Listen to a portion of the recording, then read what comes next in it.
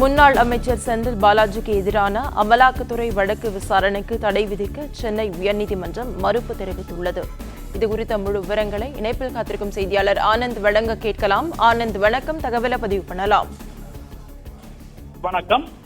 அமலாக்கத்துறை வழக்கு ஆரம்ப நிலையில் உள்ளதால் எந்த நிவாரணமும் வழங்க முடியாது என செந்தில் பாலாஜியின் கோரிக்கையை நிராகரித்து சென்னை உயர்நீதிமன்றம் உத்தரவிட்டிருக்கிறது. அதிமுக ஆட்சி காலத்தில் போக்குவரத்து துறை அமைச்சராக இருந்த செந்தில் பாலாஜி அத்துறையில் வேலை வாங்கி தருவதாக கூறி பண மோசடி செய்ததாக அவருக்கு எதிராக வழக்கு பதிவு செய்யப்பட்டது. இந்த வழக்கு சென்னை எம்பி எம்எல்ஏக்கள் மீதான வழக்குகளை விசாரிக்கும் சிறப்பு நீதிமன்றத்தில் உள்ளது. இந்த தொகை மூலமாக சட்டவிரோத பண பரிமாற்றத்தில் ஈடுபட்டதாக அமலாக்கத்துறையின் சார்பில் வழக்கு பதிவு செய்யப்பட்டு அந்த வழக்கில் கைது செய்யப்பட்டு தற்பொழுது நீதிமன்ற காவலில் சிறையில் அடைக்கப்பட்டிருக்கிறார். இந்த நிலையில் இந்த அமலாக்கத்துறையின் தொடர்ந்த வழக்கில் குற்றச்சாட்டு பதிவிற்காக தேதி குறிக்கப்பட்ட நிலையில் இந்த அமலாக்கத்துறை வழக்கு விசாரணைக்கு தடை விதிக்க வேண்டும்.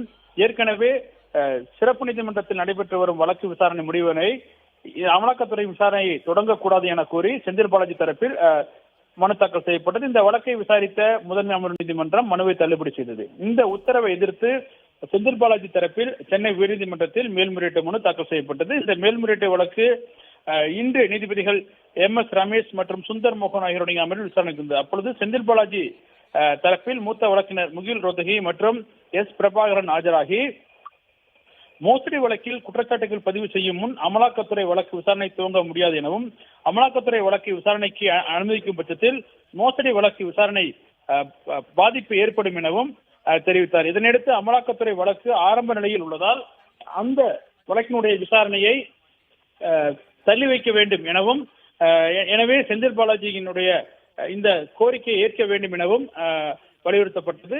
அப்போது நீதிபதிகள் தற்போதைய நிலையில் விசாரணை ஆரம்ப கட்டத்தில் உள்ளதால் எந்த நிவாரணமும் வழங்க முடியாது எனவும் அமலாக்கத்துறையினுடைய விசாரணைக்கு சென்னை முதன்மை அமர்வு நீதிமன்றத்தில் நடைபெற்று வரும் அமலாக்கத்துறையினுடைய விசாரணைக்கு தடை விதிக்க முடியாது எனவும் மறுப்பு தெரிவித்தனர். மேலும் செந்தில் பாலாஜியினுடைய மனுவிற்கு ஏப்ரல் 25ஆம் தேதிக்குள் பதிலளிக்கும்படி அமலாக்கத்துறைக்கு உத்தரவிட்ட நீதிபதிகள் விசாரணையை அன்றைய தேதிக்கு தள்ளி வைத்துள்ளனர்.